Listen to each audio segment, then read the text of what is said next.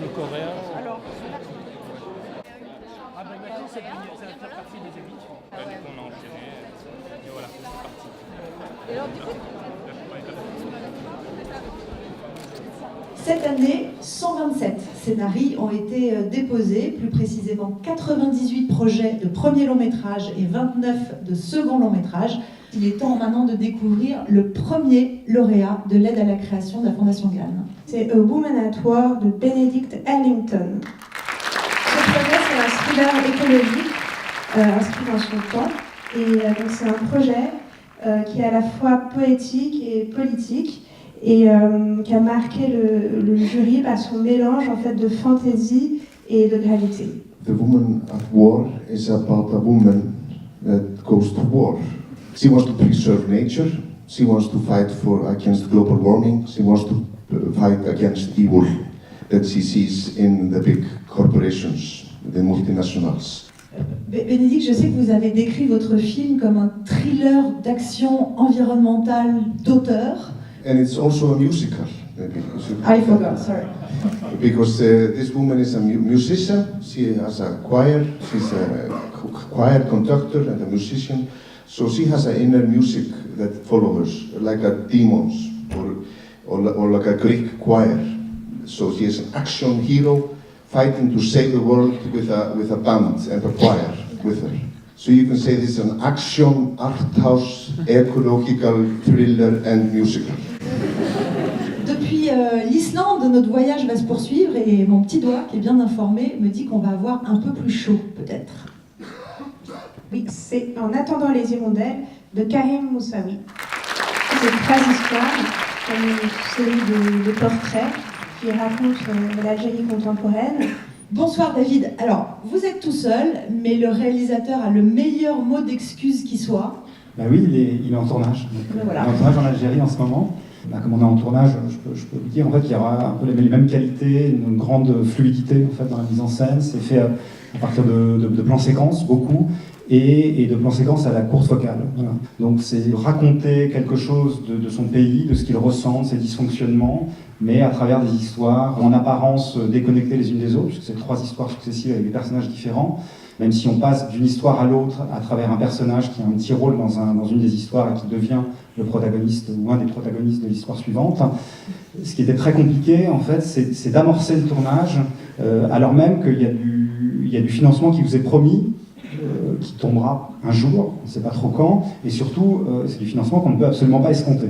Parce que les banques algériennes n'escomptent pas, et donc toute la difficulté, c'était de se lancer dans cette aventure, et donc je voudrais en profiter pour remercier très chaleureusement la Fondation Gann de nous avoir fait confiance, parce que c'était à un moment donné où on était quasiment à moins d'un mois du tournage, et donc c'était vraiment très important. 3e lauréat de l'aide à la création, il y a eu l'Islande, l'Algérie, vers où on part maintenant? À l'ouest, avec L'État sauvage de David Perrault.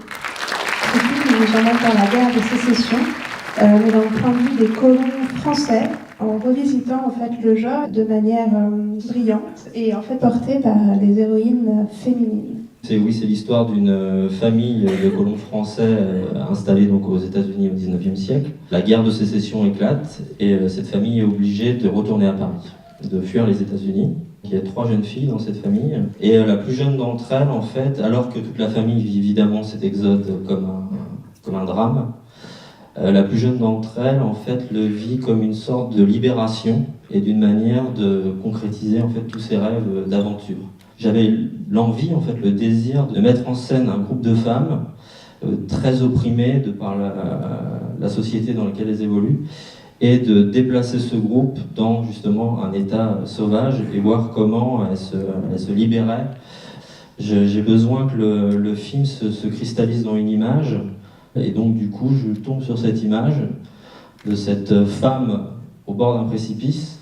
Et ce qui m'intéresse là-dedans, c'est qu'elle est au bord du précipice, donc il y a une sensation de danger, et en même temps il y a un grand sentiment de liberté. On a l'impression que le monde lui appartient. Et donc c'est dans dans ce paradoxe que j'ai construit le film. Alors le dernier prix de la soirée est un prix spécial. Depuis Persépolis, en fait, nous avons plaisir à récompenser des films d'animation. Cette année, notre choix s'est porté sur la fameuse invasion des ours en Sicile. C'est une adaptation d'un roman de Dino Buzzati. Dino Buzzati, vous le connaissez peut-être, il a écrit Le désert des Tartares. Et le réalisateur, qui est un auteur de bande dessinée renommé, un peintre et un illustrateur, c'est Lorenzo Mattotti. Suite à Peur du Noir, j'avais vraiment très envie qu'on fasse un long métrage. Et c'est Lorenzo, c'est pour ça qu'on rigole, il m'a dit, bon d'accord, un long métrage, mais ça sera celui-là. Et je connaissais Buzzati, mais je n'avais pas lu celui-là. Christophe l'avait lu enfant, mais moi pas. Et je l'ai lu avec les dessins de Mattotti dans la tête. Et pendant 10 ans, ça m'est pas sorti, et je l'ai embêté pendant 10 ans, faisons-le, et puis voilà, finalement on a réussi. Enfin, on a réussi, on est en train de le faire. Il y a encore du travail à faire. Beaucoup de travail. Non, surtout que Buzzati, il était aussi un dessinateur et peintre. Et alors, c'était aussi l'engagement d'essayer de pas trahir cette poésie et cette forme de narration qu'il avait Buzzati. On a passé un an à essayer des techniques différentes d'animation. Et là, Le film sera en 2D, hein, je précise. Oui, c'est 2D maintenant, oui. Et je crois que c'est le bon choix. Ça garde la poésie et la force du dessin.